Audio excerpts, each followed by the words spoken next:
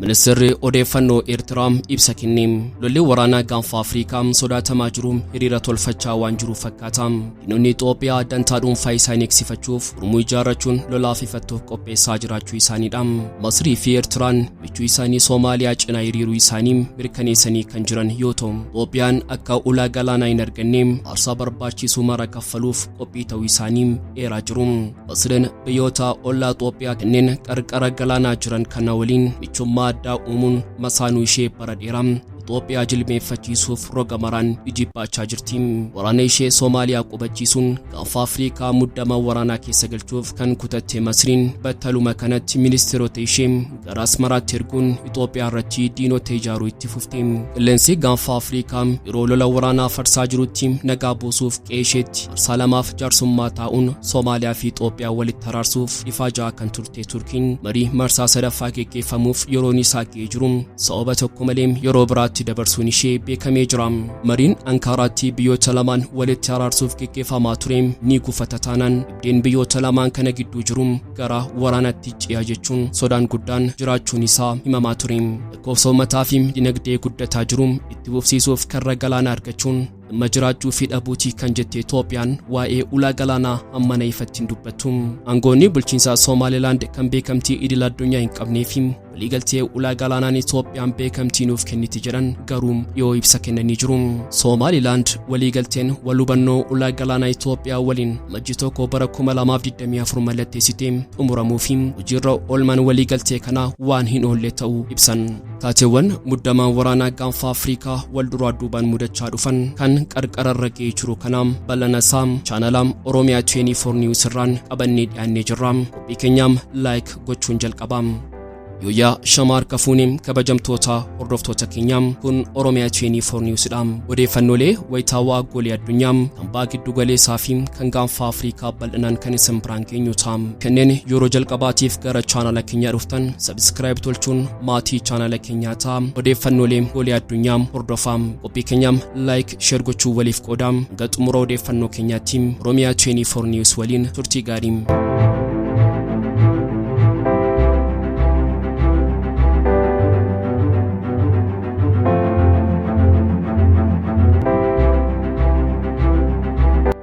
Ministeerri dhimma alaa fi hoogganaan tajaajila tikaa Masriim Asmaraatti ergaa pireezidaantii Alsiisii pireezidaantii Eertiraam Isaayyaas Afeworqiitti ergan kennuun mari'achuun isaanii gabaafame. Aangoonni olaanoo Masriim ergaa haala nageenyaa fi siyaasaa naannawaa gaanfa Afrikaa ibsuun akkasumas hariiroo biyyoota lamaan cimsuu ilaallatu pireezidaantii Eertiraaf kennuutu ibsame.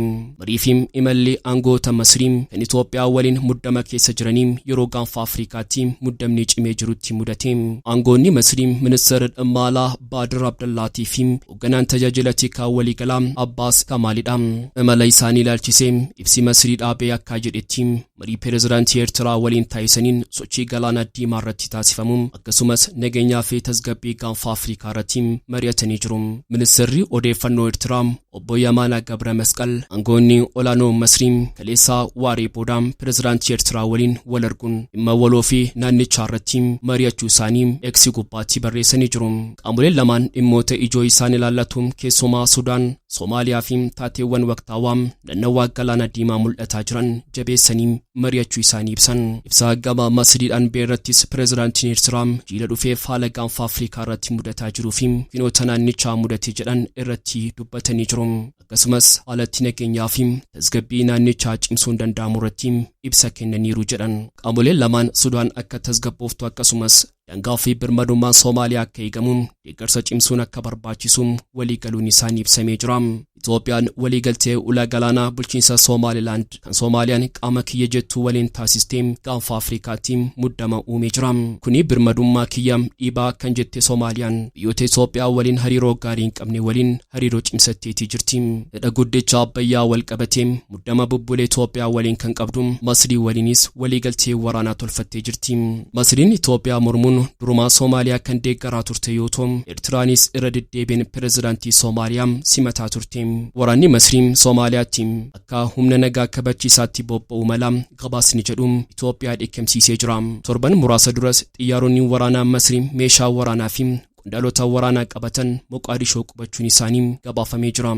Kanaan immoo Itoophiyaa fi Somaliland yaaddoo ibsanii jiru. Miseensota federaalaa Somaaliyaa fi miseensota mana maree Somaaliyaa keessaas kan mormii ibsan jiru. Itoophiyaan mootummaa Somaaliyaa qaamolee alaa waliin ta'uun naannicha jeequuf sochiitti jira jechuun himatee jira.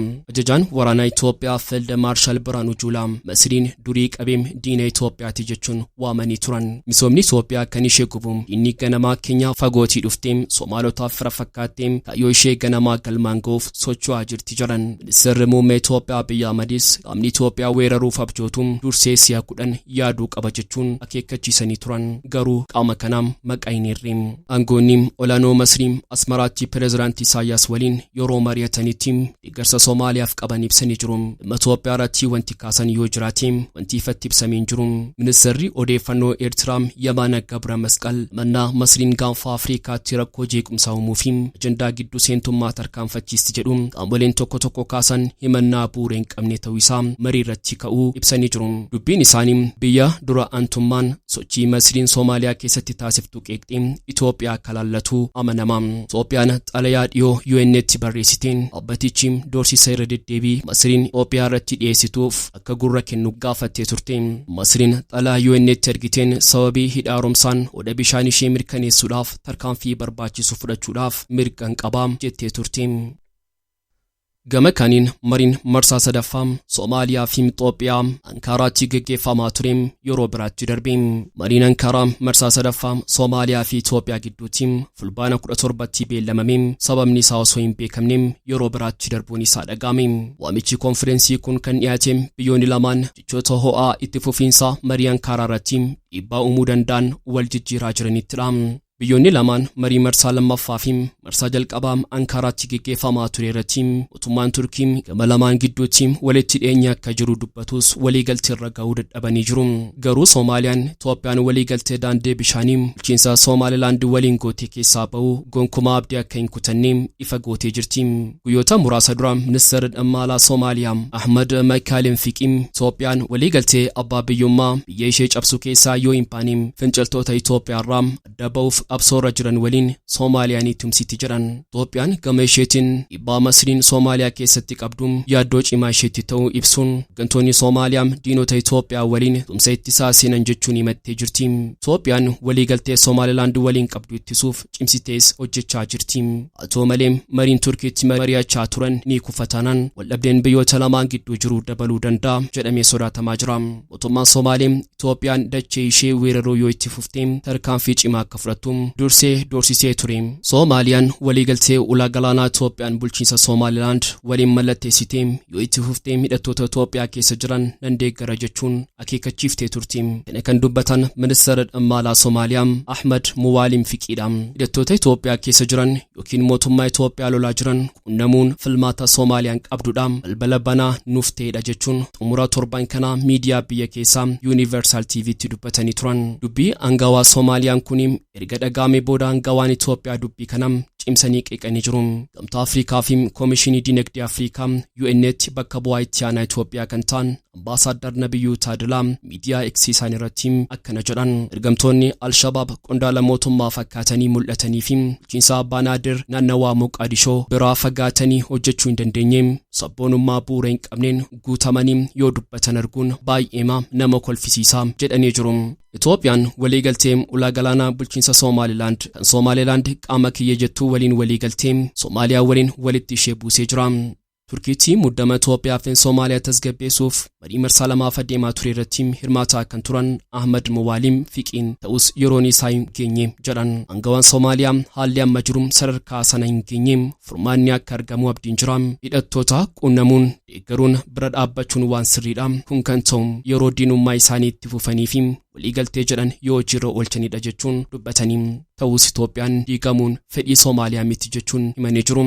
Waliigalteen ulaa galaanaa Itoophiyaa fi Somaalilaandiin kan muffatte Soomaaliyaan dippiloomaatota Itoophiyaa ari'uun loltoota Itoophiyaa baasuun biyyoota kaan michoomuu dabalatee dhiibbaa garaagaraa taasisaa jirti. Adeemsa Soomaaliyaa kana garuu Itoophiyaan qeeqaa jirti.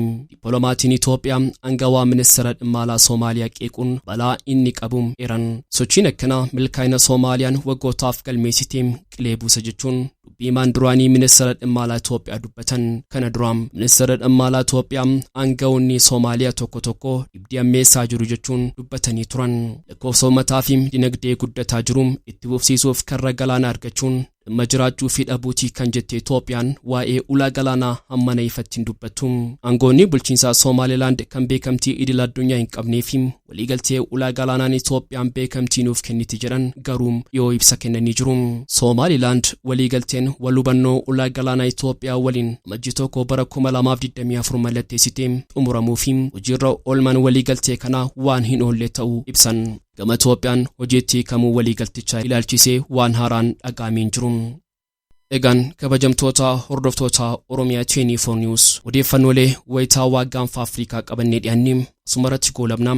Kanneen chaanala YouTube keenya faaraa taatan subscribe tolchuun maatii keenya ta'aa. Qophii keenya like share gochuun odeeffannoolee golee addunyaa kan baa giddu galeessaa fi kan gaanfa Afrikaa toora chaanala YouTube keenya kanaan hordofaa. Hanga xumura odeeffannoo keenyaatti waan nu faana turtaniif galatooma.